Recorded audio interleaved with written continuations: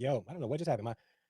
My thing didn't come on. My timer, my countdown. I don't know why. What's going on, everybody? Yo, this is going to be an interesting discussion. Discussion. No, discussion. Very interesting discussion. Here we go. Okay, I'm gonna go right into it. Um, Hafeez from the Roommates Podcast, a young man that I respect, that I have seen grown in this space, this YouTube space. I used to watch his podcast a couple of years ago. Thought young man trying to do his thing, Christian young man, talking about real issues, things like that. And what's going on, Chelsea? Live line us in the chat. And what's going on, Miss G? How you doing? How you doing? And yeah, so I've watched him grow, and there've been times on this channel where I've said some things that was pretty critical of him, and there's some things that I said on this channel that big him up. And I even did a video about his growth a few years back. I'll probably leave it in the card somewhere for those who are watching the replay. And what's going on, House of Jasmine? What's going on, sis? How you doing? And so I've watched him grow, and I think he's developing into a very balanced and fine young man. But this past week, he had an opportunity to be on two other podcasts. I don't know the name of the podcast, but on this podcast, he had sort of a debate with Coach Greg Adams. I will preface this by saying this: I'm not the biggest fan of Coach Greg Adams. I think he comes too much from a place of experience, and he has a very one-sided approach to this thing that we call relationship dynamics. And his approach is extremely man heavy. It's really man heavy. It's really red pill, and the red pill community rock with Coach Greg Adams very heavily because of his talking points. But I think when you hear him talk, and I've watched him for a couple of years now, so Coach Greg Adams isn't new to me. He does come from a place, and he seems to be talking from a place that is heavy on his own experiences and the experience of other men that have had bad experiences with women. Hafiz is a little bit younger. Hafiz's experience with women are minimal. He may not want to admit this, but it is. He's a little bit younger. He's probably in his 30s, maybe late 20s, 30s, something like that. But and shout out to the brother who got married. But his experience is limited. So he's not coming from a place of experience. He's coming from a place of other experiences and trying to find a solution to help them. So I get that. So what I'm not about to do on this channel right now on the show is bash Coach Greg Adams or Hafiz. But there was also another podcast that Hafiz was on, Just Pearly Things. And I had a chance to watch that whole podcast. And I have some thoughts about this. I have some thoughts about this. What's going on, G France? How you doing? Hafiz is definitely waking up. He's definitely waking up. He's starting to think for himself. Yes, and I agree, and not allowing a community of men who have bad experiences dictate to him what he should be thinking. So I do respect him for that. What's going on, Andrea? Thank you so much for being here. I can't stay. I have my own show that I'm doing tonight. I will watch the replay, share your video out. Thank you, sis, and I'll share yours also. All right. And I'll probably be in the bushes there after I'm done. I'm not going to be talking too long. So in the interview, in the interviews that he was sharing and the debates he was having, I have to say that I sort of, and again, I rock with Hafiz, right? I even on occasion, if he comes to my mind, I pray for the brother, right? And shout out to Ruslan. I know Ruslan is friends with Hafiz. This is no, I just put this on so I can do this video, but I'm wearing Ruslan's Bless God apparel just to show the brother support. I just put it on so I can go in there. But this is no, this isn't, and let me say this disclaimer: me wearing merchandise by Ruslan has no connection to what I'm saying today to Ruslan. Just saying that right now. Ruslan's opinions is, and he did a video on this also. It's his opinions. This is what I feel based on what I saw in the conversation that Javi's had with both Coach Greg Adams on the Valuetainment channel and with Just Pearly Things. All right. So uh, Hafiz knows a lot. The brother is intelligent. The brother's intelligent. And the Red Pill community, who at one point may have sided with him because a couple of years ago, Hafiz was really approaching that red pill space, and some of his talking points was like, "Dag, like you really believe that, young man?" I used to say to myself, "You really believe that, man of God?" Like, he was going to a place that I was like, "Yo, I can't rock with this." And guys, if you guys are watching this right now and you haven't hit the like button, what are you waiting for? Hit that like button for me right now. Greatly appreciate it. So I was like, "Yo, where are you going with this whole manhood thing? Like, you're teaching men." I gotta be honest with you. And my cameras, guys, I traded in my cameras. Okay, I'm getting a new camera, but I'm trading. Yeah, so I can't go to my angles right now. I'm feeling off because if I go to my angle, you get a black screen. Like if I go to this angle, you get a black screen. Listen, guys, I'm gonna get the cameras back, and we're gonna be doing all of that, right? But um, there was a point where I was like, "Yo, Hafiz is like going to a really bad space," and I even said to myself, like, "I don't know if I can rock with this brother anymore because it was going to a place where I'm like, yo." And I was also saying like he was also really angry at one point, like really angry. And I was like, "Dad, bro, like, young man, why are you so angry?" But he's coming back. He's coming back. But the red pill is really coming at him because of how he performed in these conversations slash debates. I don't necessarily think that it was set out to be a debate. It seemed like in both of those interviews, Hafiz made it out to be a debate. Now, instead of it just being a discussion and people having a disagreement, I said before, Hafiz is a very smart brother, very smart young man, well read. He claims to read a lot of books. He has a lot of knowledge. He coaches other men. Also, which is like, you're a young man coaching other men to be a man. I'll get there. This is not a knock on him, but I just have a thing about a young man telling other men how to be men when they really haven't had the experience to live out what they are telling people to coach. And that's not a knock. He could probably have some really good ideas. And as he mentioned in his interview with Just Pearly Things, he has ideas, but that's neither here nor there. I think that his intelligence, how much he knows, got the better of him in these discussions. It could have been just a discussion, and if there was disagreements, you could have versed your disagreements, respected each other's opinions. But Hafiz came off in those interviews like he had to be right, like he knew better than everybody else.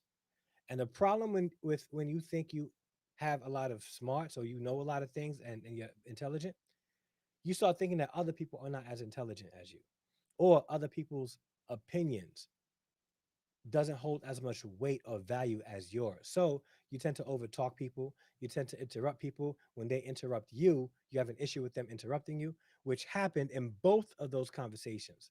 And I don't know if he's realized it.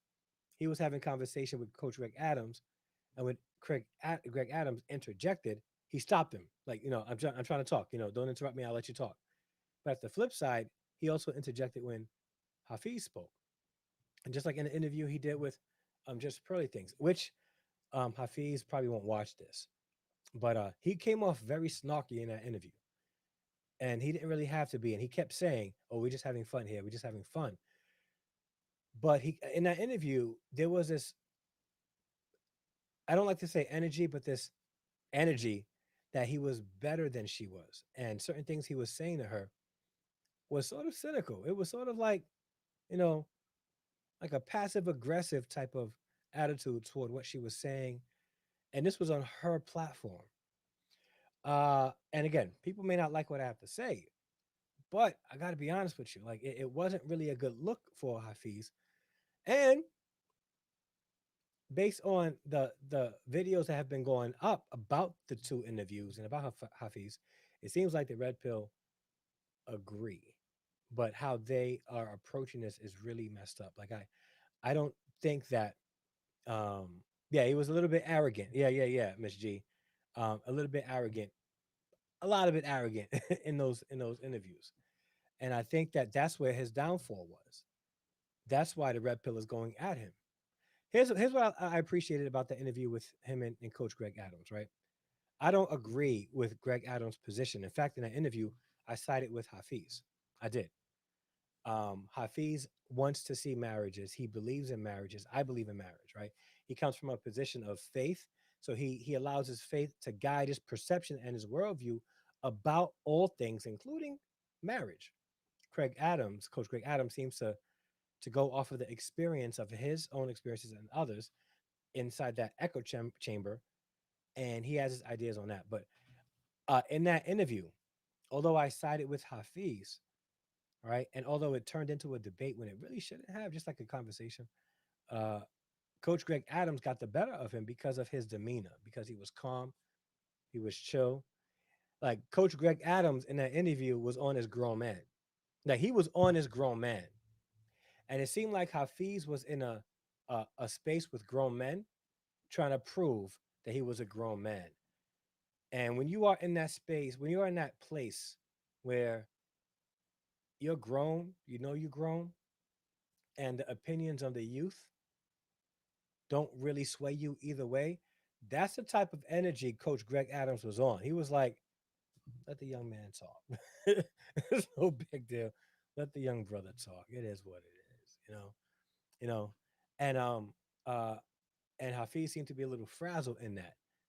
And I think uh it it it got the better of him. It got the better of him to the point where people are saying that he was owned by the Red Pill by Coach Greg Adams. They were saying that he was owned by Jess Pearly Things, and the same thing with Jess Pearly Things. She was real calm, real chill in that conversation, but Hafiz came off very energetic, very I know better than you.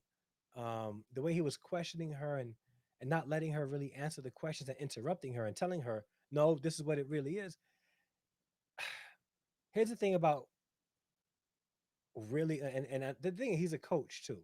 Here's the thing about conversation. There was something that he accused her of in the beginning of the conversation. He was like, "Are you listening to respond? Are you listening just to listen? Like, are you listening? Are you listening?" But he didn't give her that very same courtesy. I don't in that interview. It didn't seem like he was really trying to listen to her, but really just wanted to talk and respond and correct her. And I think it's it it it, it didn't fare well in his favor in that situation. How elder Coach Greg Adams going to lead the young men? Please, I'm not. By the way, I'm not saying that. I'm not saying that. What I'm saying is, in that interview, Coach Greg Adams was on his grown man. I don't agree with him on what he says or his stance at all. But I think in that space, it seemed like Hafiz was coming out trying to prove that he was a grown man in this space. And Coach Greg Adams had this energy like, I've been here. Young man, you can talk all you want. Doesn't really phase me either way. And that's how it seemed. And Hafiz is energetic. He's passionate. He's animated when he talks. And I appreciate that. I appreciate that. But when you're having a discussion with other people, that can be a detriment because it comes off like you know better or you have to talk over other people. You have to get your point across, and everybody else's points don't matter. And when it gets to that place, and you have people looking at the debate or the conversation, people are going to say, "Yeah, Hafiz really lost it with this one." Oh, I got you. I got you, bro. All right. Yeah. All right, I got you. Yeah. So, yeah. So I this what I'm not trying to do is get on Hafiz or get on Coach Greg Adams' side or just pearly things. But Hafiz had an opportunity to really share what he believed, and I think people we need more people like Hafiz in the space to really promote marriage. He had some good points, amazing points, but he didn't allow the counterpart to speak, which made it look like he wasn't trying to have an actual conversation. He was just trying to school somebody on something. And whenever you go into a conversation and you think I'm about to school somebody and you go in with that energy, you already pretty much lost the discussion or the argument, and anything else that you wanted to try to communicate goes out the window. Because you and here's the thing, you can have more knowledge than somebody else, but if you're not willing to listen to somebody, get to the position that they have, and try to sort of give them an alternative mindset about something. If you come, if you're not doing that, but you're coming off like you know better and I'm about to school somebody, and no, you're wrong, then it's going to come off like you're snarky, you're arrogant, and you know better. And people don't want to listen to people who feel like they already know better, right? Even college professors. I've seen freshmen go in and challenge college professors because the college professor comes off like they know better. and they do, right? And they do. But some of these freshmen don't. I remember one time I was in Bible college. I was in Bible college. I remember this like it was yesterday. And Dean Gallagher, shout out to Dean Gallagher, was teaching a systematic theology class. And in this systematic theology class, me and other freshmen were sitting in this class. All of a sudden, one person raised his hand and asked a question, and it challenged Dr. Gallagher's position. And then others, it started to popcorn. Others started to challenge his position. I'm like, yo, is this what we're really doing here? Like, y'all been saved like 3 years. Y'all just been in Bible college 3 weeks, and you're challenging Dr. Gallagher's position because you feel like he's coming off a little arrogant. Well, yeah, I get it. People will challenge you if you come off arrogant, but it happens. It happens. If you come off like you know better, people are going to challenge you. And if you don't have your talking points straight, or you feel like over talking somebody makes you the winner in a discussion, you're going to look like a fool. And I'm not saying Hafeez looked like a fool. I'm just saying his energy didn't. It wasn't a an addition to his conversation. It was actually a detriment. It didn't help him. It hurt him more than it helped. So we really got to get to a place. And Hafeez, if you're listening, you probably won't even hear this. I tagged you in it. I tagged all three of you guys. You may watch this, you may not. But if you're watching this, right, you have amazing points, and I align with you on a lot of the things that you said in that video. But how you came off like you knew better really hurt your position and your argument. And instead of having a peaceful conversation, you came off like a little snarky, at least with just pearly things. You didn't give her much time to explain her point or position or point of view, but you demanded to have that time to explain yours. It's not a balanced conversation. And even if your points are valid, it becomes invalidated because you didn't give that opportunity for somebody to share as well. And when you're talking to somebody like Coach Greg Adams, who's a little bit older and more experienced, you got to chill, bro. You got to chill and back up, and say, you know what? Let me hear what you have to say, OG. I respectfully disagree, and this is why I disagree. Keep it respectful. Keep it respectful. The energy came off really, I'm going to win this. I'm going to prove how manly I am in this conversation. Coach Greg Adams was just, listen, man, it is what it is, bro. I'm good. And when you get to the age, like I'm 42, I'll be 43 in December, right? And I'm not trying to purposely get there, but I find myself in that place a lot. I find myself in that place a lot, and listening to conversations, and I hear these young guys talking, and I'm like, y'all don't know nothing. Like, y'all still wet behind the ears, man. Y'all have no clue what y'all talking about. You're talking a whole lot of knowledge that you think you have, but I have the knowledge and the experience. Like that's how I feel, right? That's how I feel. But here's the thing: with as much knowledge that I may have, I may not have, the experiences that I may have, I may not have. If I'm in a room with men that are 65 years old, I'm doing two things. First, I'm listening. That's the first thing. I am listening because I want to hear what these OGs have to say. I want to learn from their experiences. Okay. And it's two, I will interject when I should interject, not because I feel like I know better, have more information to offer than the OGs. I'm going to sit back, relax, and chill and listen to the OGs. I was called an OG recently, well, over the summer. I was playing basketball and I was instilling knowledge in the younger dudes, right? Even though like these younger dudes were running around me, right? I was holding my own, but you got 25-year-olds like up doing all kinds of craziness, right? And on occasion I would stop the play and be like, listen, I want you to try this, right? And it'd be on me. I say, listen, you got the right, move. You're doing it wrong, and the execution is off. And they would listen, and they were calling me OG on the basketball court. I'm gonna get myself out. I personally, I don't feel like an OG.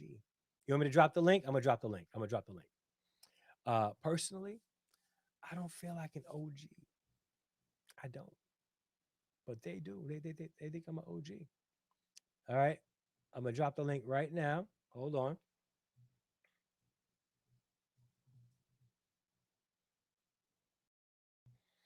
All right.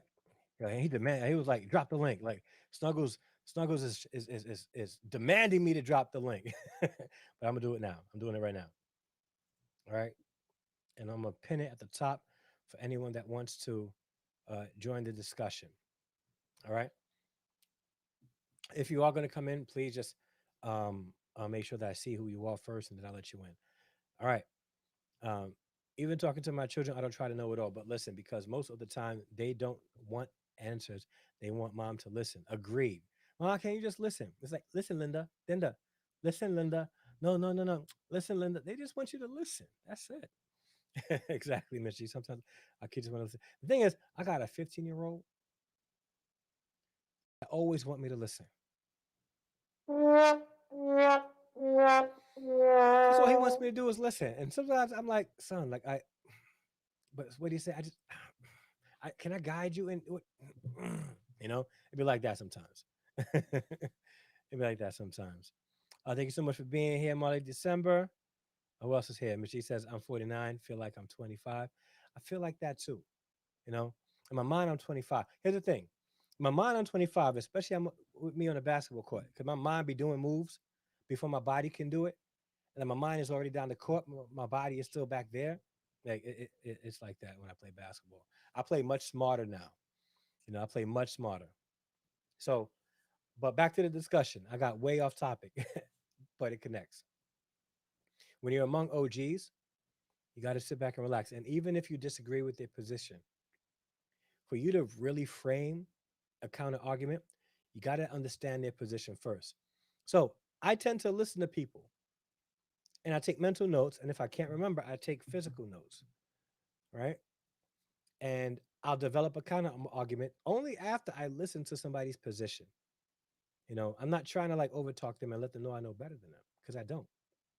Everything I know, I've learned. I've learned, right? Which means that there was a point that I did not know and somebody had to teach me or my experiences had to teach me, right? So I don't know it all. And there's a lot of more experiences that I'm going to go through that's going to teach me. There's other men out there that have and women that have knowledge that I can learn from.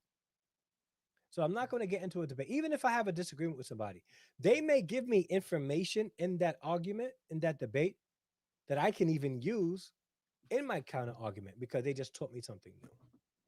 And I think that Hafeez, his shortcoming in those conversations was his intelligence and how much he thought he knew or how much he does know because I'm not the brother's a knowledgeable young man.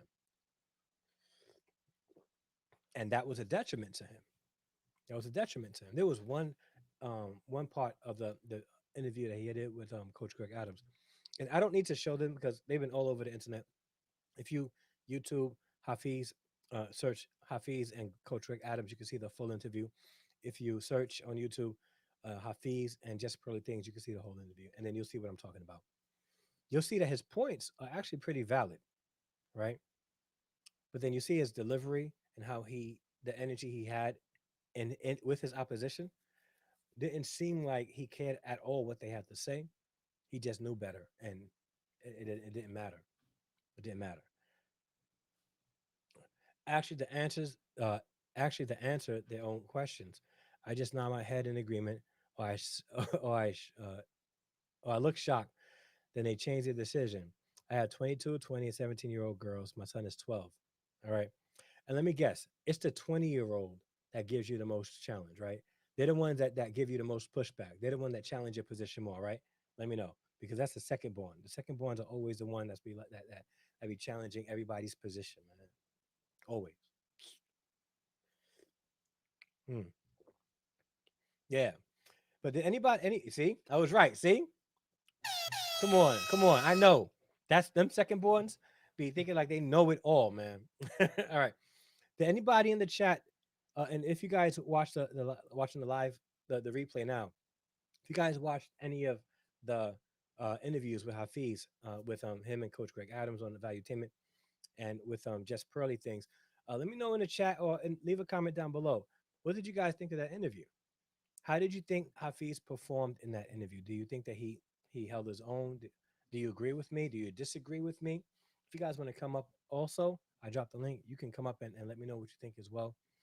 Because I uh there is definitely, and I hate to call it this, man, because I'm not like on that energy thing, but there is definitely um, a masculine type of energy that could be seen when men are having a discussion.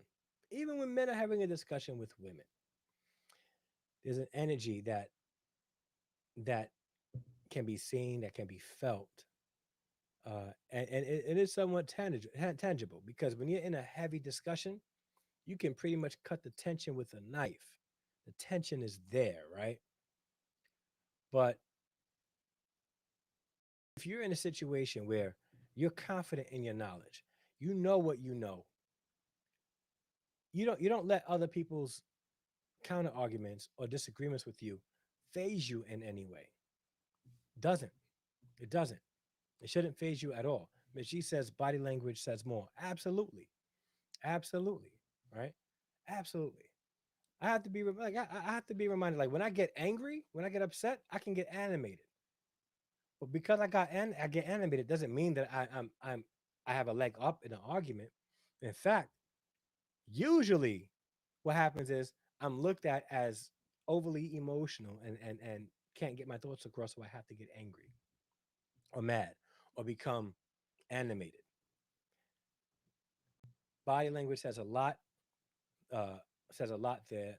Their words. Well, yeah, I know what you're saying. Body language says a whole lot, especially when you're having a conversation. There are people who are master debaters. Master debaters. They could debate anybody on a topic that they don't even agree with because they know how to operate in a debate. They know how to use other people's arguments against them, and they know how to have uh, a calm demeanor in a debate. They know how to do it. Glow Code, what's going on? Being a great communicator is just as much about style as it is about substance. He just needs to work on his communication style. He has a substance. And Hafiz, if you're watching this, bro, just because you come on there with a nice Italian fitted type of suit that has like a bright color, you got your white, bright, clean shirt with your chest out and open, and you got a little style and just because you got a little style in your clothing, don't mean that you got a lot of style in your conversation. Now, I'm just saying, bro, and I say this in jest, but I say it in love. All right, the bro got style. The bro got a little bit of style in him, but absolutely, he needs to work on his communication style, uh, just as he's working on his outward appearance style. All right, but great point. Great point. Agreed. Yeah, yeah. Amen. Sis, glow code. Style is everything. Uh, Clement Gray says, scam. Likely, who you putting in the Dusto fair this time? Is it me? You think I'm a Dusto? I don't mind. I don't mind. You know.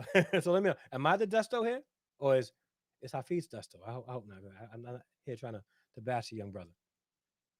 Hit that like button if you haven't done so. Please do so. Hit that like button right now. If you're watching the replay, smash that like button. I greatly appreciate it. They say Hafiz is emotional. I'll agree, but he was also speaking a little bit of logic. So I guess he's trying to balance logic and feelings. But here's the thing: if you and I'm saying I gotta say this, if you have a logical position, really don't have to evoke much emotion in that because your position itself is logical. It's like this, right? The gospel of Jesus Christ is a gospel, right? You don't need to dress up the gospel for it to be effective. You don't need to be putting on fresh J's, uh, stylish denims, and a nice top to preach the gospel because the gospel itself has all the substance it needs. If you are saying something of logic, it doesn't matter what you look like or the emotions you evoke. What you're saying, right, is logical. But here's the thing: if you're over emotional, people can't see the logic in what you're saying. If you're too stylized, people tend to look at you instead of the gospel. So, yeah, yeah. All right, Harris, you cool with me? You cool? I'm cool with you, bro. You cool with me, bro? Thank you, thank you. All right, I'm cooking. Cooking. I'll cam up in a minute. All right, cool, cool, cool. Yeah, I had a chance to be on this with Scam on Suzette Speaks channel a couple of days ago. So she says 100%. Clement Gray says, family, yeah, you cool, bro. I'm asking because of the other podcast he be on. Yeah, yeah. Now he be on there, causing havoc, causing havoc. But we need that in spaces like this. What did he say that was so wrong? No, Hafiz didn't say anything that was wrong. In fact, what he said, I feel was right. And I say I feel because this is my bias. I agree with his position. It's how he came off, and that how he came off was a detriment to his position. When he was over talking, he was too energetic. He came off with this attitude that he knew better with both Greg Adams, Coach Greg Adams, and Just Pearly Things. I don't even know her real name. I just know it's Just Pearly Things. Hafiz, yeah. So that's what it was. So he didn't say anything I felt was wrong. A lot of the people in the red pill thinks he's wrong, which is why he's being dragged now.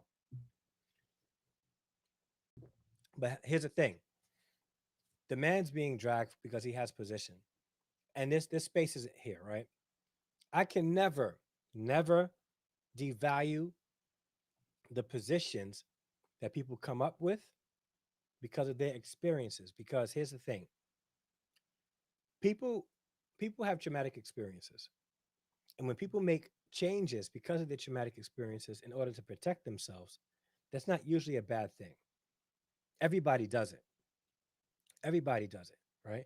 People who have had toxic friends when they were teenagers up until their 20s create new friends because they had traumatic experiences. And then when their friends see them, oh, you're so, you're moving off of your trauma. Yeah, absolutely right. Right. You ever been in a relationship with somebody that was emotionally abusive? And then you get into a relationship with somebody who is now starting to show those signs of the same type of emotional abuse that your ex did. And then you say, I can't do this anymore. And their response is, well, you're moving off your trauma, your past experiences and your past traumatic experiences you're bringing into this relationship. Well, yeah, I'm moving in my trauma because I'm protecting myself from traumatic experiences like those. So I'm not getting into this relationship. I'm leaving because you're traumatic. Like you're giving me trauma. So I'm leaving. A stage left, right? So yeah, yeah. You guys are putting team team Hafiz. I see you guys in the chat. We got Team Hafiz. I'm Team Hafiz too. Team Hafiz. Uh, greetings to the party. Late to the party. I'm gonna peep the replay. Thank you so much. Seek things above TV. And if you guys aren't subscribed to this brother's channel, dope channel, like dope channel. I'm surprised y'all actually watched when I said it was with Coach Greg. I knew it wasn't gonna end well for the brother. Coach Greg is a master communicator. He says things that are extremely offensive in a way that it gets you thinking like, yo, like if you don't really have a good solid foundation, Coach Greg will build a foundation for you. Like he will like Coach Greg is gifted in that area. He's gifted.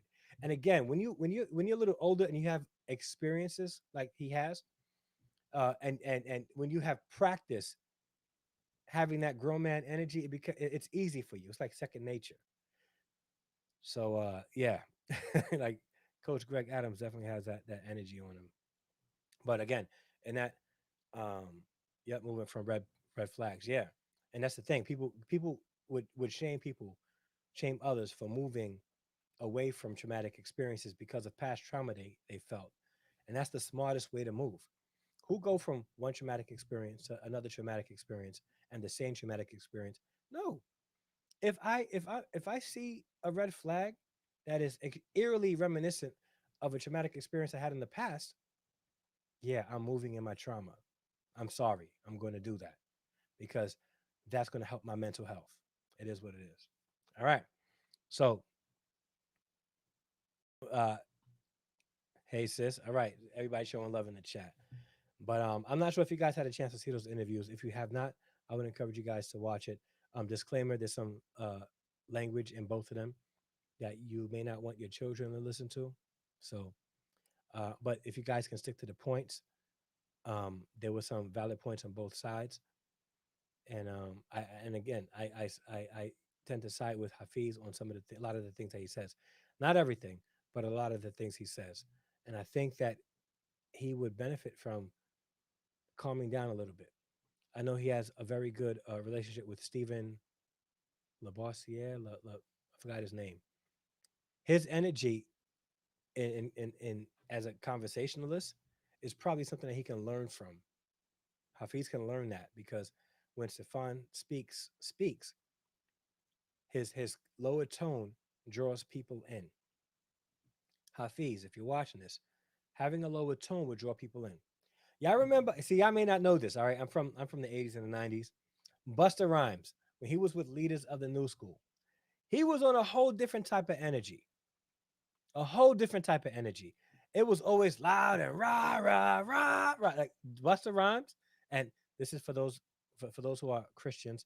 Buster Rhymes was a secular rapper, is a secular rapper who was popular in the '90s and the 2000s. Okay, I'm not promoting his music. I'm just giving this as an example. So please don't cancel me. But Busta Rhymes had this energy back then when he was with leaders of the new school and he first came out. It was like rah rah, and they had a conversation with Diddy, and Diddy was like, back then he was Puffy, and Puffy was like, no man, you just gotta tone it down a little bit. Like if you just chill for a little bit and tone it down, like you will get more you'll build up a little bit. You'll cross over faster. Then all of a sudden you had Busta Rhymes coming out like, uh, now we back in the club. I did a dibba rocking the blood. And he came out with that like that little flow there, and all of a sudden people loving it. People loving that yeah, yeah, rah rah like a dungeon dragon. Come on, Glow Code. Right? But when he toned down his energy about the mid '90s, all of a sudden Busta Rhymes exploded, right? He was real calm, real cool, right? In his raps, like, but he still had that voice, that deepness, but he calmed down and he became more popular. Stefan Speaks has that type of energy, right? Where he talks real calm, real cool, right? Chill. And because Hafiz is close with him, I think him learning that type of communication style will benefit him when he's having conversation with people like Coach Greg Adams. Because Coach Greg Adams understands I don't gotta be louder than you to win this argument. I don't have to be right.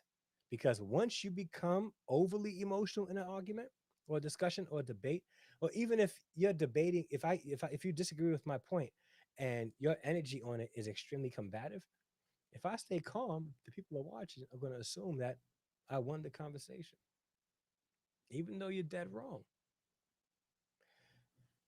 So, don't be ashamed. Clement said, "Don't be ashamed of our error, bro. They don't know nothing. They don't know nothing about that." That's when rap was rap, for sure. But listen, exactly, Clint, great, and it was logical. We actually understood each verse. Yeah, yeah. This drill rap though today, I mean, you know what? I better not say anything about these drill rappers because these drill rappers be really out there doing homicides and stuff like that. It's crazy. Back then, cats was rapping about it but wasn't doing it. Today, people are doing it and then rapping about it. Which see, if I had the side view, I would turn here and say, that's actually stupid. Like you guys back in my day, thugs, like cats from the street was doing crimes in secret. You guys are doing crimes in your music, and then giving the cops everything that they need because you're incriminating yourself. But that's either yeah, I might get shot. That's neither here nor there. So drill rappers out there, I love you guys. I'm praying for your salvation. I really am. And if you guys ever need a shoulder to cry on after one of your boys got shot because you're out there doing stupidness in your music, no, real talk. Seriously, like hit me up in my Instagram and I'll be there to support you guys. Like real talk. These public debates with MGTOW, does it do any good? I don't think we are going to change any red pill mind by arguing with them. And I agree. I agree. They have their position, and their position have been solidified by their experiences, or their experiences has solidified their position. So it's like this, right? When you argue with somebody, and I'm gonna be honest with you, I don't usually debate with people who come off with, well, I feel that I don't care how you feel. No, let me say that. Let me say it again. I care about how you feel, but in this discussion, how you feel doesn't add validity to a conversation because everybody feels something different. What is in this conversation, what actually is, not what you feel. You could tell me what you feel about what is, but you can't tell me that you come from a position simply based off of your feelings. So When I was a street musician playing in the Chicago subway, most musicians played too loud and forced people away. We played at a nice tone and drew people in, and uh, and far more donations. See my point exactly. And who was that who hit me up with this? Who what was that? I can't even see it. I got a something. All right, but whoever it was, thank you. Hopefully it'll come up. But yeah, that's true. True story. Freshman year Bible college, we were taking a trip down to Newport, Rhode Island, right? And out the car, we were yelling, "Jesus loves you!" Right? And people were jumping, right? And then my boy Gam was like, Gam, he was like, if you say it softer, people would receive it better. We was like, okay. So we're driving past, hey, Jesus loves you, right? And they would yell back, thank you. Like, even if they didn't care, thank you. So I get it, like, yeah, man. But like when you're playing music loud, it's hard for people to receive it. But when you're playing it low, people like it. People like it. Anything you say in a lower tone, draw people's in. I'm a teacher. I'm a teacher. When my class gets loud, I tend to do this. Okay, class, we're about to transition right now. All of a sudden, the people in the front are listening and they're like, shh. And then all of a sudden, it starts going back, and then the whole class is listening to me at my lower tone. The Bible says this, Proverbs 51, a soft answer turns away wrath, but harsh words stirs up anger. Taking it soft a little bit could probably benefit you in any discussion. We got Dusto in the, what's going on, bro? Hey, what's going on? Can you hear me? Yeah, I can hear you. Hold on one second. I got to Am change I my. too loud, too quiet? No, no, no, not at all. Give me one moment because I have you in. I got to change the speaker to put you in my headphones. All right, there we go. What's All right. going on? Did you get a chance to do that interview? Both of them? I watched the whole interview. I didn't watch it with Pearly Things, Yeah. but I saw the whole thing with him and Greg Adams. Mm. Tell me what you think. I think people don't care what's right. They don't care what's wrong. They Hmm. care what they want to hear, and they have their own beliefs, and it's a bias. Yeah. I noticed this because I'm in a lot of dusty spaces as well as some decent ones. Hmm. If you, me, and 15 other people are married talking about marriage Yeah. and how great it is, Hmm. and we're married to black woman, white, doesn't matter. Yeah. Um, no, they're saying turn my mic up, pull it closer. No, we can hear Um, you. Yeah. No, it sounds good. oh, it doesn't matter. They're gonna say, well, in 7 years she's gonna divorce you and take it all. That's what they want to believe, and that's what they want to Yeah. hear. Yeah. Yeah. Some of these people are so far gone, it doesn't matter. But if you rule out divorce, which I don't get why, and this is something my own talking point. If you rule out marriage, no, don't ever get married. Hmm. You're telling men that don't ever get married. Don't. You ruled out all the wives. Wives are top class way up here. Yeah. So who in the hell are you gonna be dealing with? Hmm. If you're not dealing with the marriage minded women, who are you dealing with? That's Hmm. the very woman you're complaining about on the internet. Yeah. Yep. So what's the goal? Find the wives and then treat them like the women in the streets. Mm. And Hafeez, that's not his point. He And even what? acknowledged there's a risk to marriage. You can lose, which is And true. to add to that, and what could you just said? What are you gonna do? Find marry a woman and treat her like the one in the streets? Because Or find what a they're not doing is treating the women like the streets in the streets like the ones that they want to marry. So it's like mm-hmm, either way, you don't want women, you don't want to get married to women, right? And you mm-hmm. don't want to treat the women that you get see in the streets of any value or any respect. I hear you. Yeah.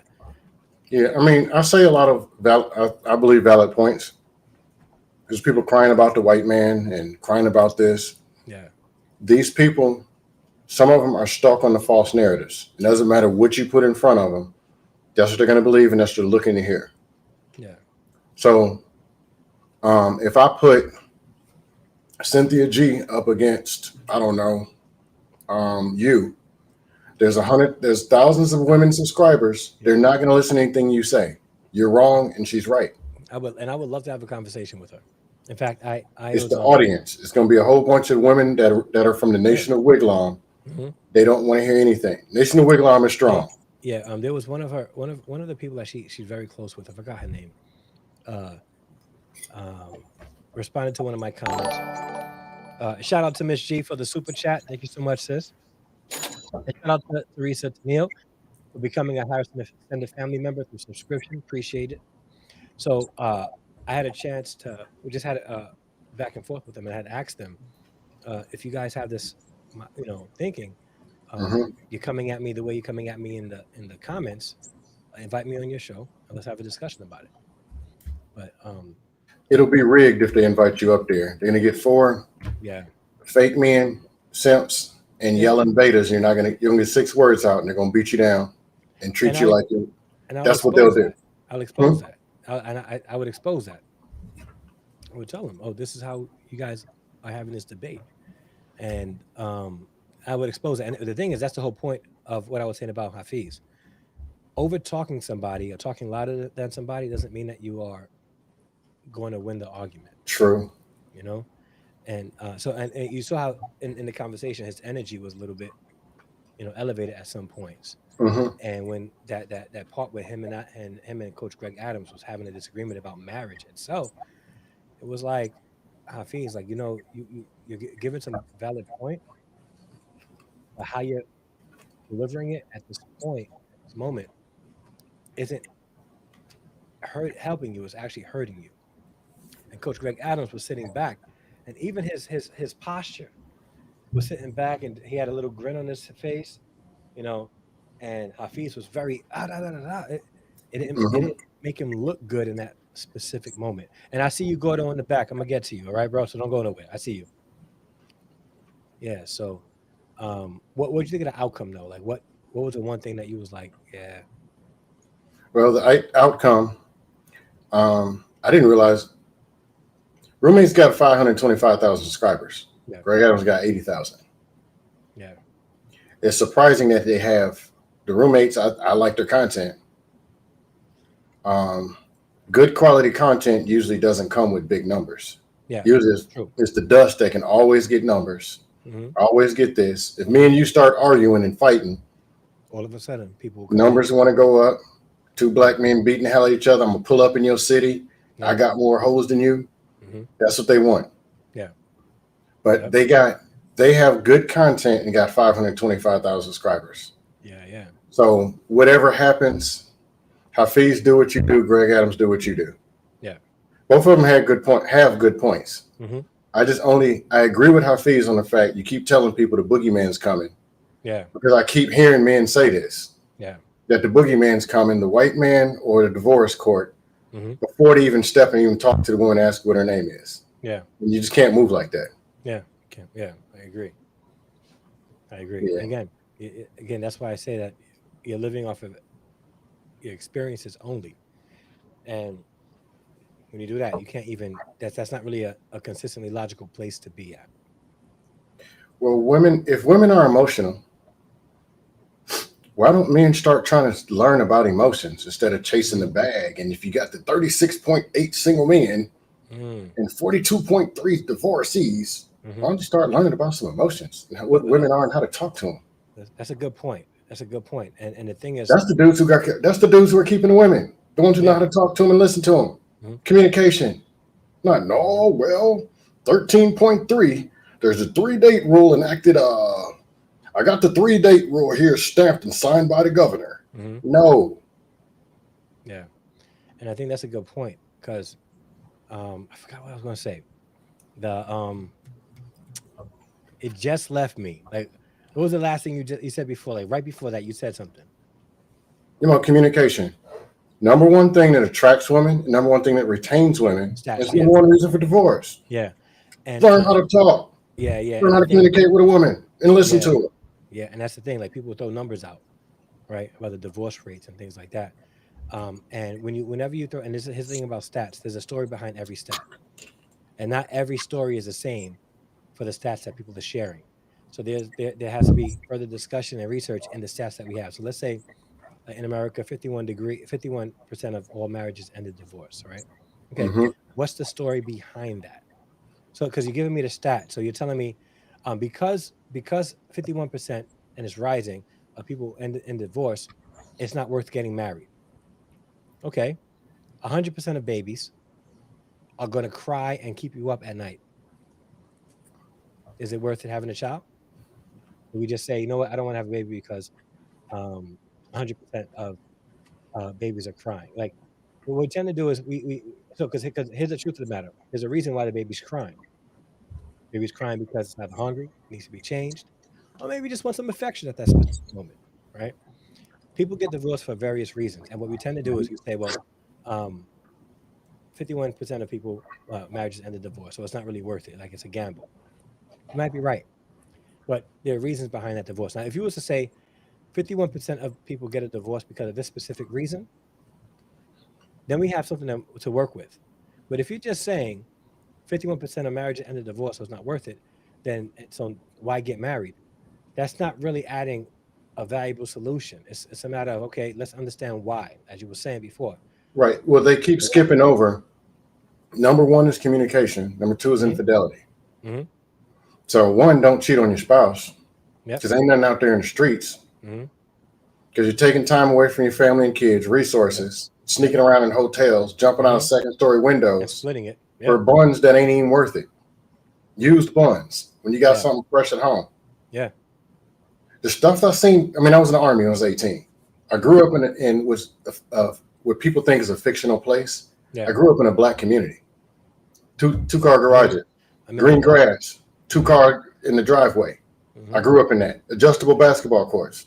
Mm-hmm. People say it doesn't exist. I grew up in it. That's what I know. Yeah. Then I went in the army and saw the opposite. All Yeah. races doing any and everything, Mm. cheating on wives to go get with ugly women Yeah. with vagina with no walls. Well, I don't know what these dudes were doing. So I seem stupid, Yeah. but people don't ask the question. They don't just say, "Hey, what can I do to get this? What kind of person can I become to actually be a Yeah. husband and find a spouse?" Yeah. Yeah. Now I plead guilty. I'm not married, Yeah. but I had some of these good women, Yeah. and my communication was off a little. One of them, worried about the things that weren't so big, Mm. and I didn't see where I could have been years later. Yeah. Yeah. She's married to somebody else, and actually, I support it. Hey, get that man everything he asked for. Yeah. Another one Yeah. is married, so Mm. it means I found wives. Yeah. But anyway, Yeah. That's a good that's all I point. got. Appreciate I'll it, see you brother. out here in these YouTube streets. All right. You too. Thank you. Appreciate it. And glad we connected. All right, I'll see you around. Have you safe. Good evening. Is it gordo? Like gordo, like in like fat? I think your mic is on mute. Oh, can you hear me now? Can hear you now. Yeah. Now Gordo's not like in fact, I get that a lot. You know, I even have my license plate tag on my car as Gordo because it's Yeah, cool. yeah. And when you think that way, yeah.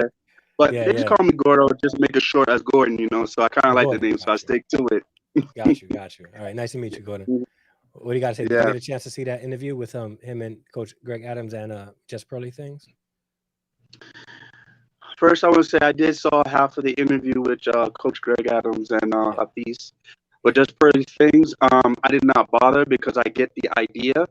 Mm-hmm. Because I don't know too much about Just Pearly Things, but I think I might know what she could be on. But I'll Yeah. just have to look out a lot about her, so I'm not going to like talk out of my behind, you know, and I don't have no information about it.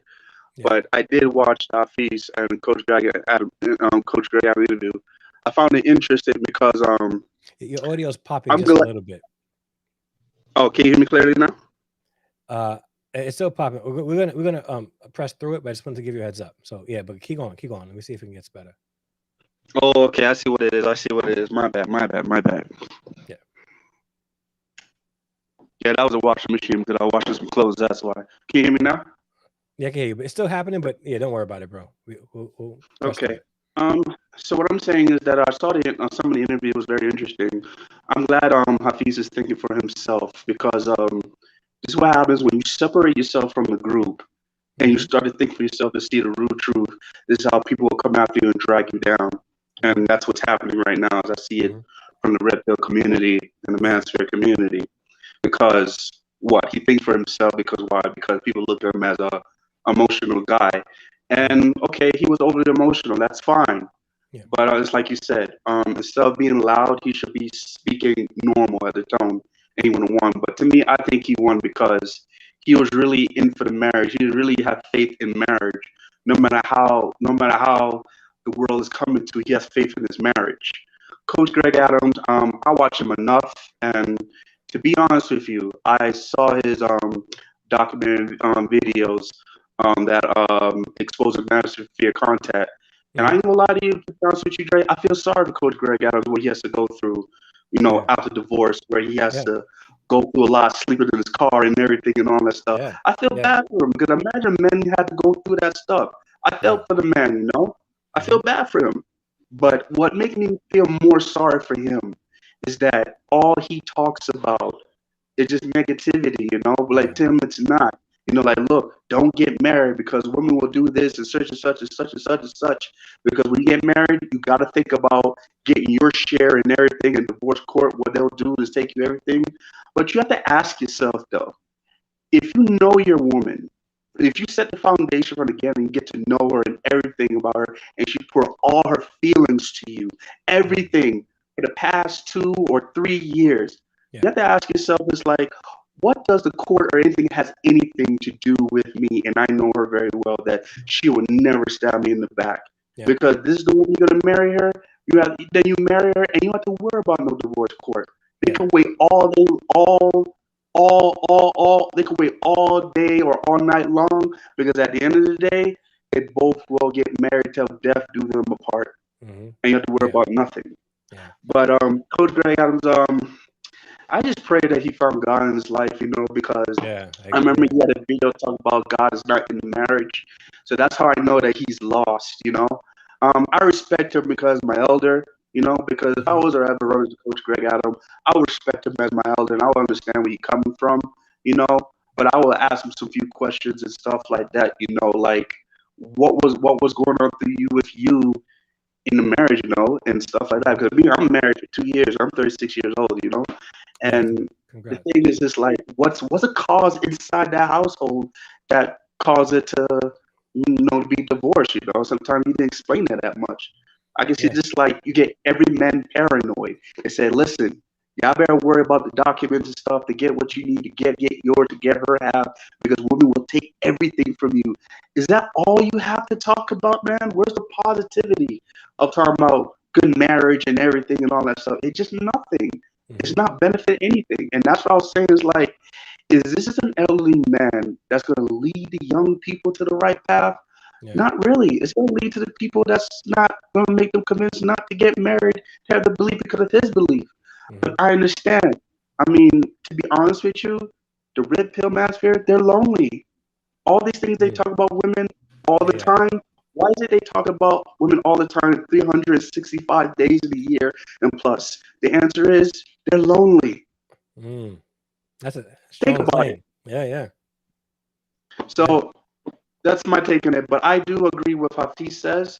Hmm. But I think he's very passionate, uptight because I think he's kind of seeing the truth, in my opinion.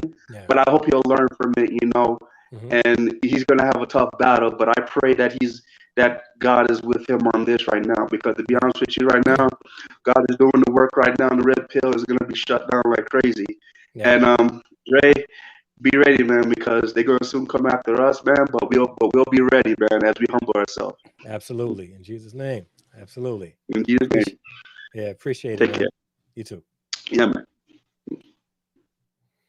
Dope. Dope. Congratulations again, Gordo, on that 2 year marriage. May you experience many, many more years of bliss and hard work in that marriage. Um, yeah, and Antonio, I got you. I see what you're writing too. I think there's got to be accountability on both parts. So when there's women out there that are adding value, there's also men, and I try to be as balanced as possible. I think, and that's where I really side with Hafiz on a lot of things. Like he's speaking to men and discussing men issues as far as how to elevate men, and then you have other people who are really talking about elevating men, but talking about how bad women are. I think if we focus on how bad women are, we will psych ourselves up to thinking that all women are this way, and they're not. Just like women who are out there saying all men are dogs, we don't appreciate that either. So, creating an argument that every female is the same way or the majority of them are this way, it's just not fault. It's just not reality. It's not facts. It's false. So I see what you're saying. Though. I understand it. I definitely do. What's wrong with telling What's wrong with telling young men and boys not to get married? Do you want to tell these guys who committed suicide that they're okay? The red pill saved more men than the church. And I disagree because the church has been saving people since, you know, Jesus ascended into heaven, since the day of Pentecost. No, but just to address this, Mr. Mosley, um, if you can really explain how these men are saved, are they happier? Are they better in life? Do they have they had a more positive perception of the people and things around them? If you're saying that this is happening, then you have something to go on. But if you're just saying because you feel like they're saving people, uh, you're not really adding much to the conversation because there's no evidence behind that.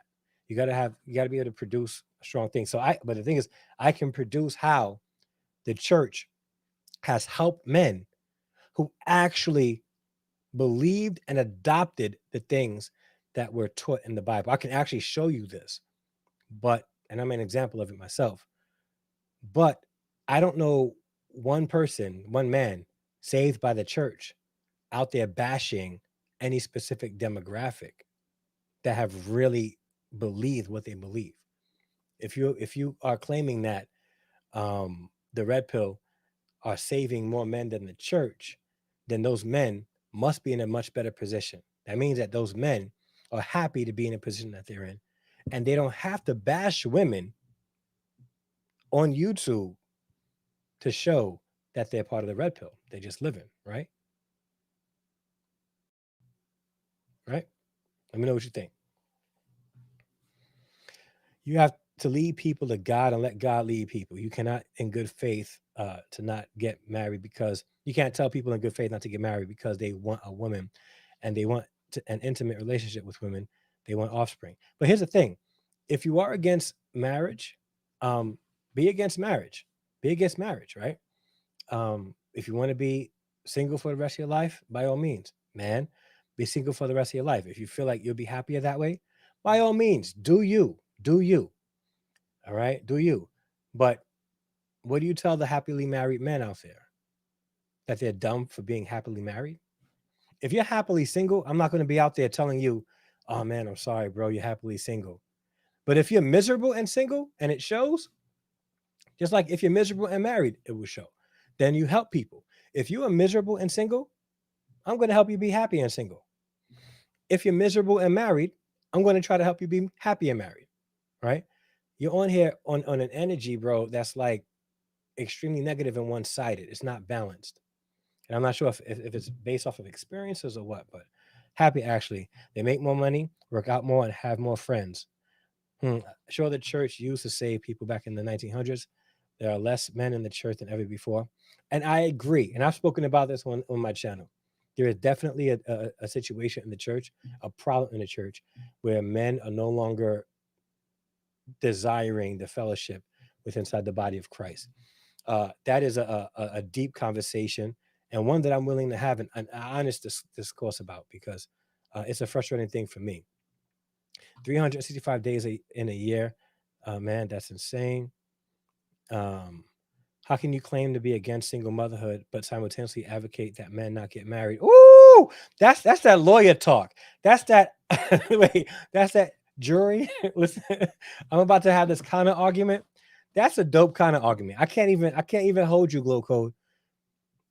How can you claim to be against single motherhood but simultaneously advocate that men not get married? Make it make sense. That's if I had my cameras, like I would be like, I would have my law and order sound going because the lawyer having a kind of argument and it's actually pretty intelligent. I gotta say that is right. Uh, yes, right at the Glow Code, the same men bashing single mothers are the ones who are sleeping with them and impregnating them. And what's crazy is this is like Chelsea is definitely pro man. The Glow Code is pro man, and this is where Antonio, if you're still here in the chat, this is where a balanced perspective comes in because these sisters will hold women accountable for their actions. Men, we got to be able to hold each other accountable as well.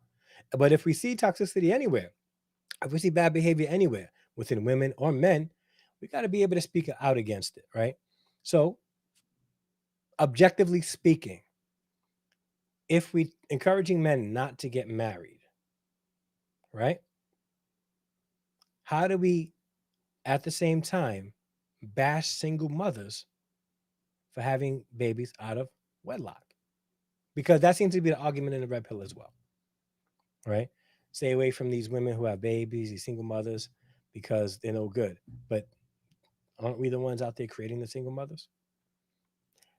It's got to be a logical perspective, and if you're only having that one-sided position, it's probably based and steeped heavily in emotion. Yes, we think logical. We think from a logical perspective over here, facts over feelings. Yeep. Yep. So that's it's a very good point. Very good point. But back to the conversation at hand, Hafiz. It was an entertaining conversation, but at the end of the day, I do agree with Hafiz's position. It could be a biased perspective because one, I'm a Christian.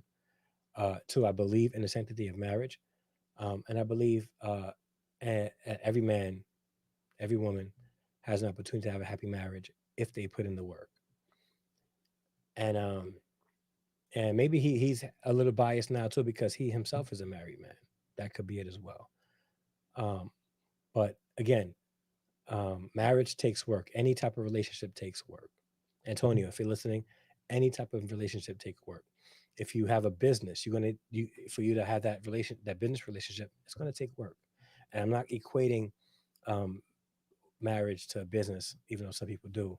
But any relationship with my siblings takes work. A relationship with my children takes work. It all takes work. Terry said this to Bruce Wayne: "You can't stand seeing someone going around having a life. You want me to end up like you, alone." Yo, that was a dope series. Batman Beyond was dope. A major difference: Red Pill doesn't advocate for single mothers, since we know single mothers kill societies, and those single mothers choose said men. Red Pill simply say no marriage and no kids. So, how does the human race flourish if the position of the Red Pill is no marriage, no kids? It sounds like you're supporting silent genocide. That's what it sounds like. Like there's a thing. We're not going to get married. We're not going to have no kids. And in 150 years, if every man adopts this, the human race would be extinct. It doesn't really make sense.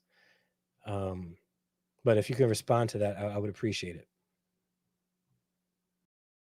Marriage takes work. Yep. I saw every episode.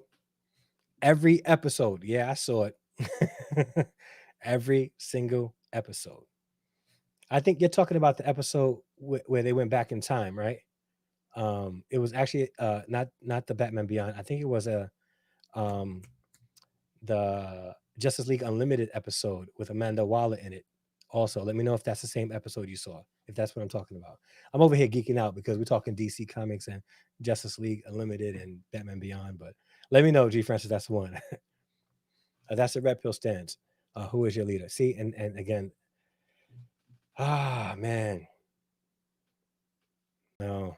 Oh, so it was an episode of Batman Beyond. Okay, all right. I remember hearing it. I just don't remember exactly which episode I heard it in. But yeah, how the Red Pill community members build their legacy.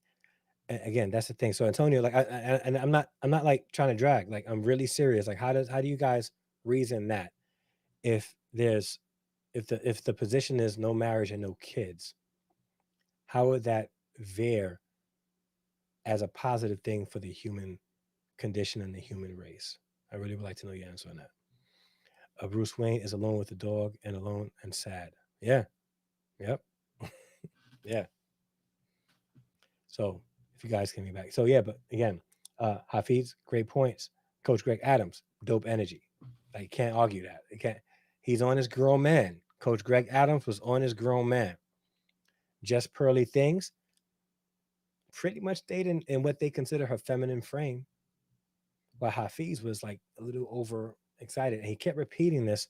Oh, we're just having fun here. He was saying snarky things to her, things that was passive aggressively insulting. And he kept saying, "Oh, we're just having fun here," even to the point where she was saying, "Hey, yeah, this is my platform," and he was like, "I'm taking it over, and this is my platform today." Like all that kind of stuff is disrespectful to somebody's hard work. And she grew like almost 30,000 subscribers in like a couple of days. So she's on there. And if you want to join the conversation, you're more than welcome to. Please, please, we'd love to hear your position on this. And Tony, I'm still waiting for your response because I'm really intrigued about this. I really am intrigued about this. Yeah. So, but if not, I'm about to go to bed because your boy is officiating a wedding tomorrow. A friend of mine, a friend that I've known for well over 30 years. Dag. Yo, like I can say I have friends for over 30 years. She's getting married and I get to officiate the wedding. One of the beautiful things about being an ordained minister, and not like ordained minister, like I got my ordination at some online thing, like I applied for a position, like I've been a pastor for a number of years.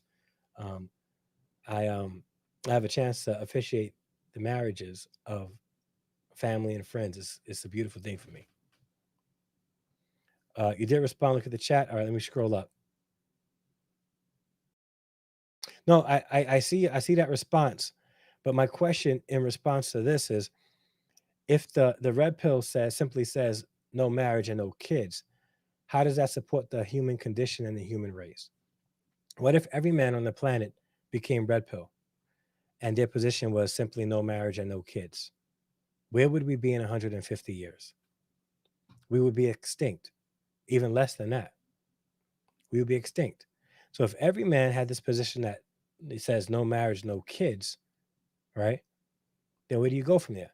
And if that's the case, is every man in the red pill saying no marriage, no sex, and no kids? Because sex, the natural consequence for that is children. So if you're saying n- no marriage, then you're saying no marriage, no sex, and no kids. But if you're out there saying no marriage and no kids, but out there having sex, it's an inconsistent position. So explain, if you could just explain that, I would appreciate that. Thank you so much. Thank you so much. Her name is Shaquana. Her husband's name is going to be Kirby. Yeah. So it's going to be a great time. We're going to have a great time. I'm not our problem. No sex, no kids, no attention to women.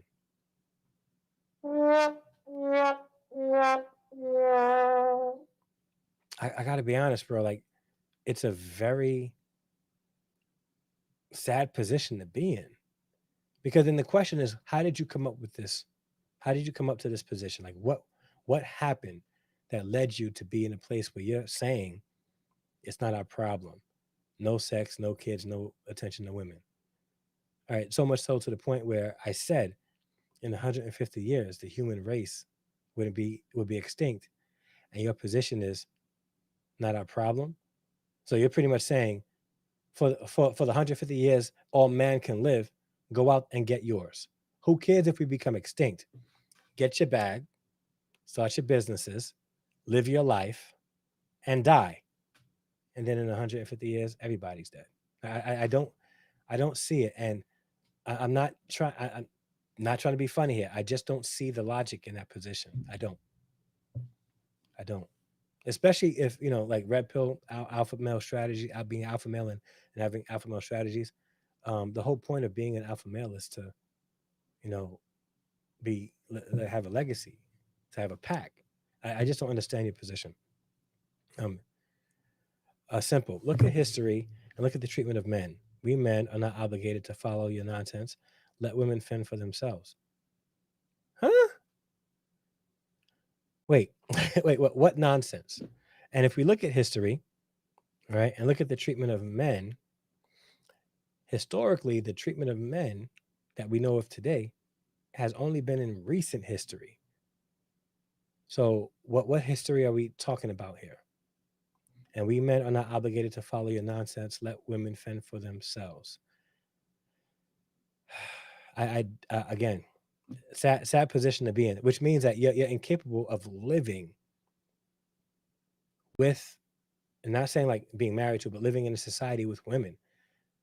You are perpetrating the very treatment that you claim is being done to you. So I think that's where my confusion is. Do I think that men have been treated, you know, kind past 2 decades? No, they have not. They have not. But I do think that we can do something about it. And what you're talking about definitely isn't the answer. It's an answer, but the outcomes won't produce anything worthwhile. I'll say it like that.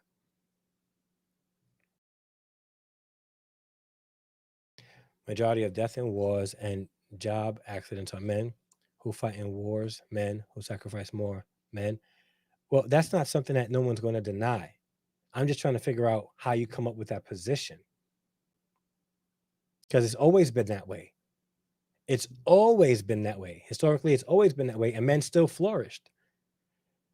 So I'm confused about how you came up with that position. Realistically, that that red pill community won't last. Men will have relationship and have children. Now, I've said this before, and I will say this, Miss G. Um, there's a reason why the red pill exists. There is a reason why, and we have, and if we all being objective here, we have to admit that within the past 2 or 3 decades, men have been treated very poorly in media, in society. Men have become devalued, and men have become expendable. And when you get to a place where men aren't feeling valued despite the hard work they're putting into society or in their relationships, when men aren't seen as being when men are starting to be seen as expendable, right? When and objectively speaking, when and I say this, and I know some of you ladies are going to be upset. When men and women can be paid the same amount, but the men are doing more work, for instance, in the military, right? Because what he brought up is actually a good point. In the military, uh, you'll find more men on the front line and the women a little bit further back in war, and they're getting paid the same amount. So there's some validity to what they say. Their outcomes, though, is really way off, really way off. And I see why the red pill community I see why it's in existence today. I just don't agree that their position is going to be helpful to anybody in society, including themselves. So if we just be objective, and I think that Antonio, you're having a hard time being objective at this specific moment. So I'll make sure I show this comment. It hit it, but I'm gonna show it.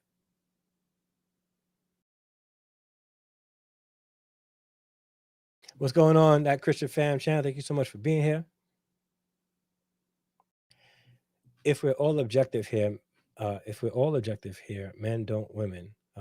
Women Men don't need women. Women need men. Just look at women begging for help from other men when that's not. But the thing is that's it. Then you're not being objective, because men need women and women need men. Like that's and so if we're being objective, you would have said men need women and women need men. We complement each other. We work well together. We work well when we are in harmonious, goal centered relationships. So again, you said that if we're all being objective here, and then start off with saying men don't need women, you're not being objective. That's not objective. Word, grab your passports. For real, brothers. Grab your passports and go to a country, and let's go hang out. Like, women, grab your passports too. Listen, if you guys want to go to get your passports and go somewhere else to go and find a wife, by all means, go ahead and do that. Go ahead and do that. All right. If you don't want to be shamed for doing that, don't shame men for trying to level up themselves here in America and put themselves in a position to actually marry an American wife. That's being objective. That's being balanced. So, friends, uh, I've been silent in the chat, but you've been here watching. Yeah, I know what she's saying. Don't need. I understand. To be honest, Hafiz is a typical blue pill simp. Wow, tell me how you really feel. He never said anything that addressed these unfair marriage, family laws, which tear men in the USA apart, change the laws, period. And that I agree with. I think that I try to have a balanced position about this too. Um, I think I think allowing the state to assist in the certification of your marriage helps at the end.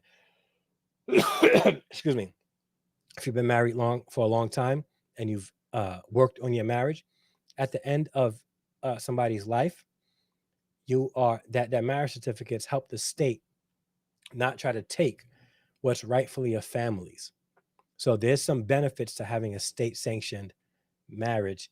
There is some benefits, but I also know that there's some cons to it as well, because if it's not done correctly, which is, and ladies, you guys are going to be upset with this, which is why I think the people in the church will be upset with me, and my brothers in the chat. I know Jermaine's going to be hot with me for this one, but I believe that if you're going to get married in America, specifically in America, underneath these present laws, and if you're going to have a state sanctioned marriage, which is a legal thing in America, then you should go in with a prenuptial agreement stating what you guys are expecting in the marriage. Not necessarily saying, because here's the thing, we look at prenuptial agreements like, you know, we're going to just make a just in case we get divorced. Prenuptial agreements are so much more than that. Prenuptial agreements could also be what you guys are going to be expecting from each other in the marriage, right? And if you're having a state sanctioned marriage, it would benefit you, objectively speaking, guys. This is not a matter of religion. This is not a matter of creating a just in case clause in your marriage. But because the state is sanctioning marriage, having a prenuptial agreement takes the power from the state and gives it to the couple. But that's what I'm saying. Yeah. But yeah. That's my position. You may not agree with it. You may not agree with it, but that's my that's my position. All right. Uh, I think he's trying to appease both sides. Who me? I try to appease everybody. Or is that Hafeez? The foolish can exit when within the foolishness can exit within a red pill. Cannot make you a simp. On the other hand, also cannot make you a simp. On the other hand, also, yeah. The state benefits. The state benefit only exists because we have allowed the state to become so greedy. And let's be honest, the state doesn't really benefit much. Who really benefits from a divorce, if you don't have a prenuptial agreement, are the lawyers, and there's court fees as well, but the lawyers and whoever makes the least amount of money in a marriage, and it is what it is in most states. Uh, men are men are beating women in their own sports and beauty contests. We men are overall better. Yeah, no, you're not. Like, and I say this with love. I really do. A man dressing up like a woman will not make him a better woman, ever, ever. It's never going to happen. And so that argument was really, um, I don't know if that was really well put together. Just because um, Caitlyn Jenner was voted, top women in the world from Time Magazine doesn't mean that it's not the case. And we have to really show respect to women in that regard. Just because a man dresses up like a woman, and we're going to say he does women better than a woman does a woman, I think that's corny to say. To be perfectly honest with you, excuse me. I can get a prenup saying what she has to give me in a marriage, and if not, it's peace out. That's not what I'm saying. Not at all. That's not what I'm saying. What I'm saying is, prenuptial agreements go. People who have never like really seen a prenuptial agreement have a a, a, a misunderstanding about the legalities of a prenuptial agreement. We have gotten a lot of our information about prenuptial agreements from television, from rich men marrying uh, less fortunate women and saying, I want a prenuptial agreement to protect my finances. Um, no, what I'm saying is, if there's going to, like, if the state is going to tell you exactly what happens if you guys get divorced, okay? A prenuptial agreement is saying, especially if you're in a state sanctioned marriage, I don't want the state to have a say in anything about my marriage. So I am going to, in this prenuptial agreement, together with my wife or together with my husband, lay out what we're expecting from each other in the marriage. Period. You guys don't even have to have a specific clause in a prenuptial agreement about a divorce. And those are some misconceptions about having a prenuptial agreement. All right. It really is. And the thing is, here's the truth of the matter. If you're agreeing to marry somebody, right, you're having a prenuptial agreement. And the moment you ask somebody, would you marry me? And they say yes, that's a prenuptial agreement in essence. Now you're just putting it on paper yourselves. That's what you're doing. This is what we expect from each other in a marriage. And so it's not like, you know, as you were saying, let me put up there. If you don't do this, I'm out, because you still got to work on the marriage, right? What I'm saying is we're gonna establish the guidelines for our marriage, and we're not gonna let the state tell us what we can and can't do or how we can exit this marriage. Okay, we're not gonna allow the state to do that, and that's what I'm saying. Hopefully that makes sense. How do you feel about a religious marriage ceremony only? Um, if you're anywhere else in the country, in the world, by all means, because here's the thing: in, in in Western civilization, at least in the United States of America, for your marriage to be legal in this country, it's got to be state sanctioned. It is what it is. The problem is, let's say you do a religious marriage ceremony only, right? First, if you do that, you better be faithful in that, because now the only other entity that you have to be accountable to is God.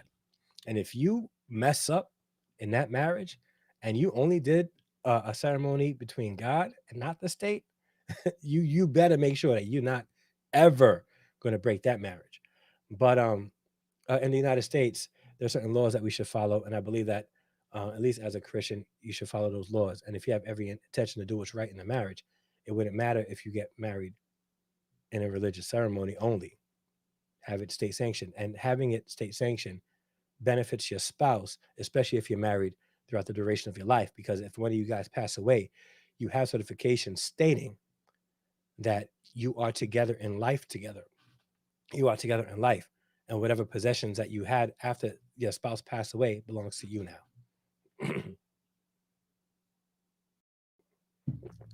Yeah. So similar to how Muslims do. Yeah. I don't get it. That's great. I never heard that. I never heard that before. I get it. That's great. I never heard that before. Yeah. So I'm not here like promoting prenuptial agreements, but I am saying that if you are getting married through the state, which is every state in America, if you really want the state out of your marriage, because here's the thing: for you to be legally married in the United States, it has to be state sanctioned. If it has to be state sanctioned, having a prenuptial agreement removes the state from controlling your marriage. So, yeah. I get the green light 5 times a week minimum. And if it's not, no, bro, it's not. That's not what it is. Yeah, yeah. If you're not legally married, you forfeit many benefits: Social Security, pension. Thank you. This is what I'm talking about: pension plans, settlement of property, the right to make medical decisions for you, your loved one, etc. And she's and this is coming from a lawyer. Now, here's the thing: having a state-sanctioned marriage still provide these securities for you in a marriage, right? But having a prenuptial agreement removes the state, right, from certain things that happens within your marriage. So you guys gotta think outside of what preconceived knowledge you have based on television, based on rich people telling you things, based on Kanye West telling you to sign a prenup. Because nobody listening to Kanye West now. Nobody, unless you are Republican or what, right wing. What party is that? No, no. Follow the laws of the land as long as it does not contradict your faith. Absolutely. Oh, 1 second, bro. I see you in the back. Glow code preach. Kind of the same with life insurance policies. Exactly. Yep. Yeah, yeah. Good evening. Well, what time is it over there in the UK? It's about 2 o'clock in the morning, probably. Bro, you watching me at 2 o'clock in the morning over the pond? What's going Yeah, on? just not too bad, not too bad, not too bad. No, I Yeah, just yeah. wanted to weigh in because, funnily enough, I've actually met Just Funny Things because she does her show Yeah, in yeah. the In UK. the I've UK. actually been on the pod. I've actually been on a podcast quite a few times, and actually was one of the first people on a podcast. So if you actually Oh look at yeah, the early episodes, I'm that's actually dope. on there, and I All do right, represent the Christian position as good, well. good. Yeah, so I try to, I do that, and I have obviously tried to advocate the Christian perspective on relationships and stuff. And to be fair to Just Pearlyfish, he does claim to be a Christian. Okay. My problem is that I think just repeating red pill talking points without giving solutions, Mm, it's, how can I put it? If your show is just advocating what's wrong with the opposite sex, it's not based on anything positive. It's based on the negative, and you're not. And yes, the reason why you're growing because you're telling men what they want to hear, yeah. not what they need to hear. And I've Mm, always tried to say that, okay, especially in the red school space, if you want women to submit, and don't get me wrong, modern women, there's issues with modern women. No one disagrees with that. But if I want a woman to submit to me, I've got to make sure that I create an environment whereby she feels safe to submit to. yeah. I don't think there's an issue with women submitting. After all, when they, well, let's face it, in the church especially, Hmm. most women will submit to Jesus Christ because he's Yeah, the perfect man. And yeah. that's how we men are supposed to do that. The Hmm. question is, how do we as men create that environment whereby women feel safe to do that at the same Mm, time? And that's what I'm trying to do. That's why I agreed with Hafeez's points, but I agree. His hmm. energy was probably frustrating. I think it could be a combination of things. I think he's probably tried to find a solution for these men. But Yeah, these Red Pill men want to just stay in this victim mentality whereby it's women's fault, it's the women, it's the women, it's the women. yeah. At first, yes, it's fun to look at that. But since when you're getting older, you go, okay, if you're the leader, and if you, and Red Pill always said men should lead, so if Hmm. it messes up, is it not our fault?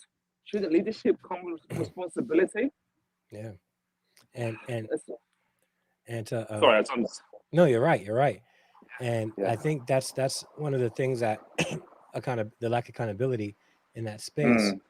Mm, That's where it's blaring. It mm, really is blaring. And I like that mm, what you said about creating a place where a woman could submit. yeah. And again, there's accountability on both parts. Both sides need to be Yeah. accountable. Yes. And Definitely. what we can't do is try to hold one side accountable and Yes. absolve our side of all accountability at Exactly. the same time. Exactly. Can't happen. Exactly. At the end of the day, you always got to ask yourself this question. It's one thing for us people in the red pill to complain about feminism, but we Mm, got to ask, why did feminism come about? It didn't come out of a vacuum. It yeah. came about because, let's face it, historically, men have abused that position. You know, Hmm. like for example, especially in the West, women were not allowed to own property.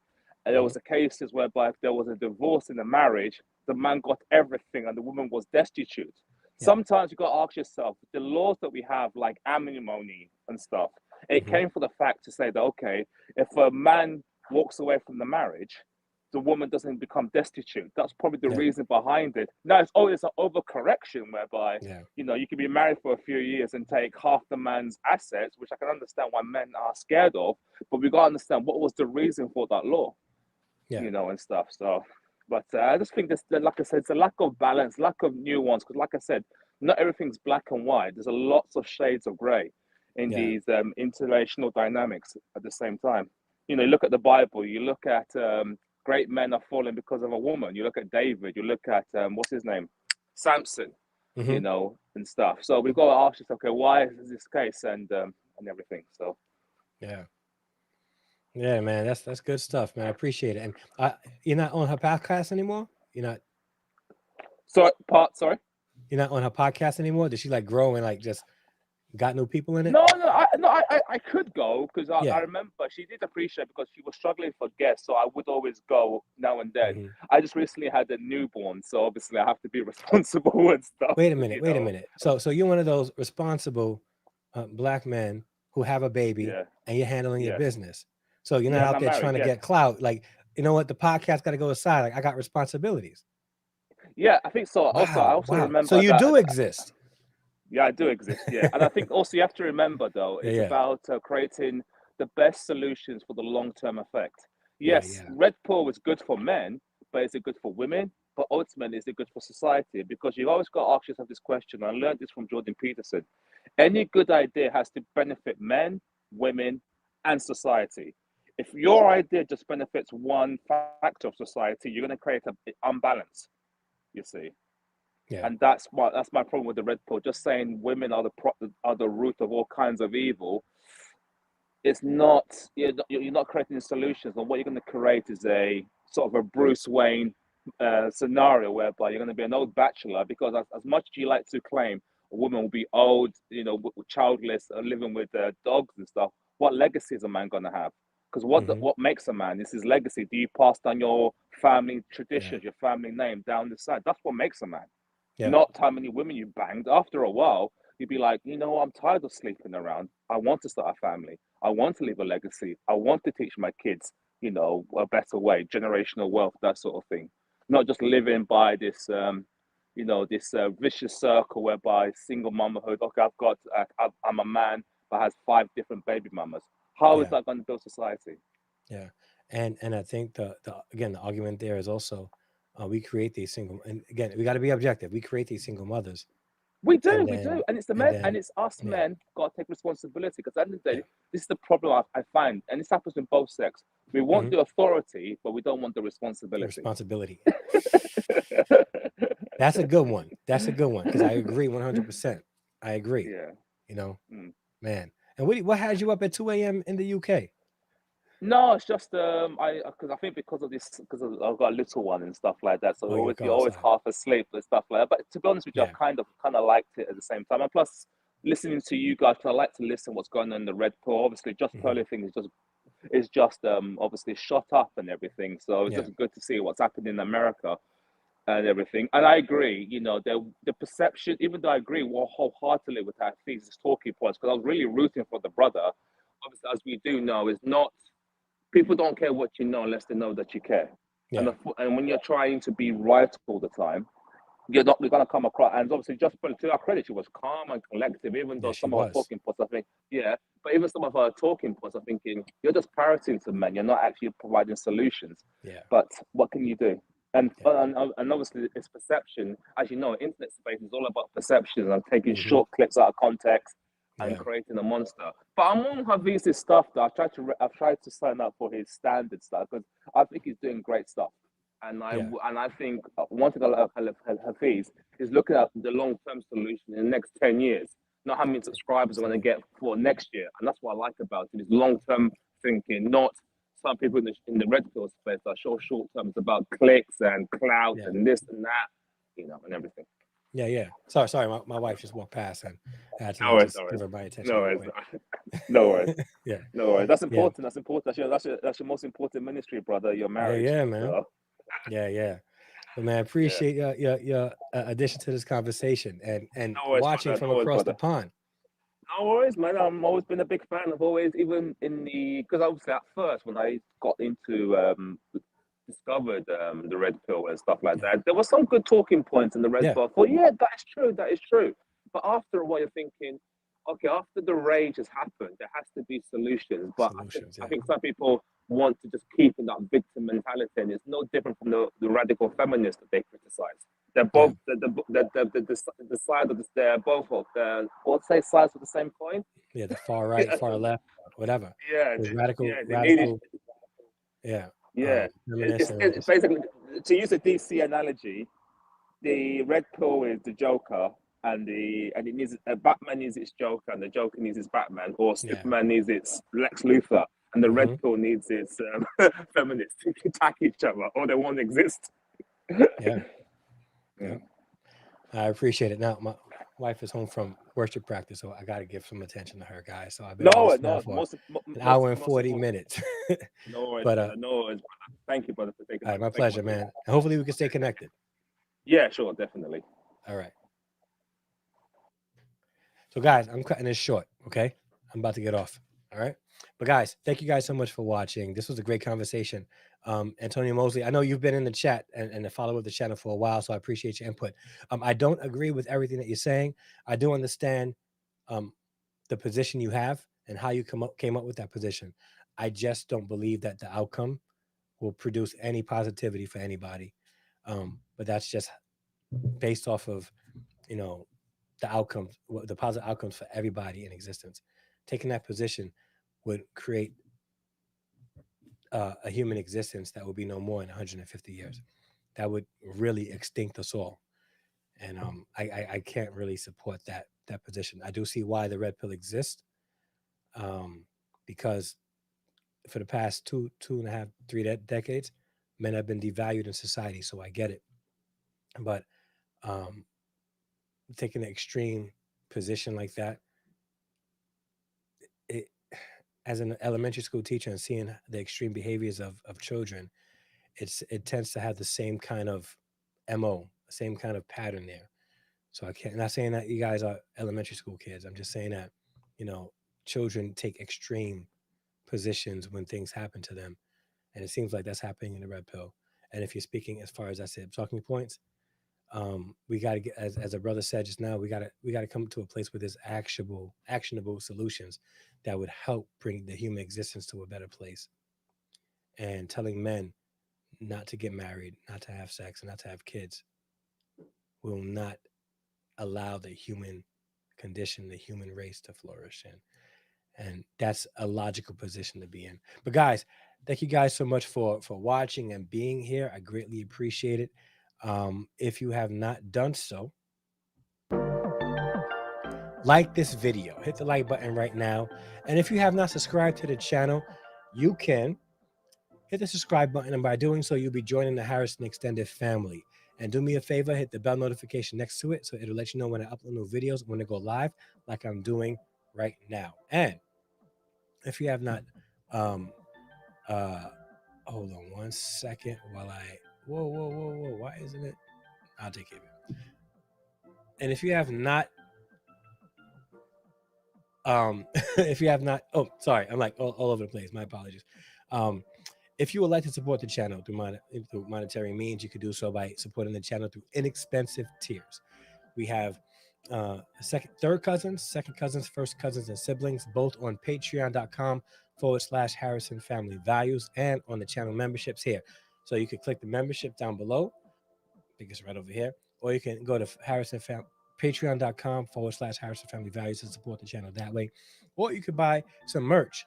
If you go to the store tab in my channel, you could buy some merch there also. It'll allow you to support the channel and receive something in return. And you can support the channel that way. So, guys, I greatly appreciate the conversation. I appreciate the discourse. Even if we disagreed, I value your opinion because it'll help me argue, sharpen my argument. All right.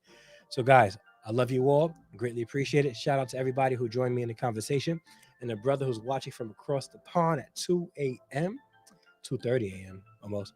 I greatly appreciate you too. So, until the next upload or live stream, I'm out. Peace.